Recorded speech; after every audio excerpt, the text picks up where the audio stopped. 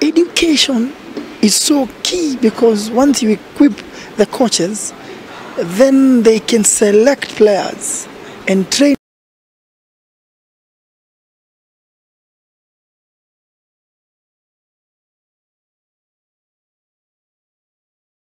countries that they researched.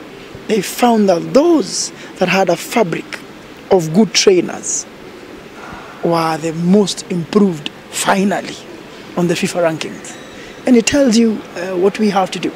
It's a silent work that nobody talks about, but my administration has been very key in Kenya to make sure we keep trained coaches, continue to do that painful job.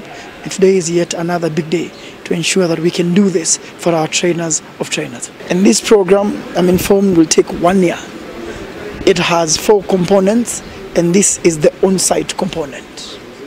And so FIFA is here with them today, and I'm very pleased that they chose Kenya, and when we offered, they have agreed to do this in Kenya because they believe that we are leading. Remember, we have trained 6,000 coaches.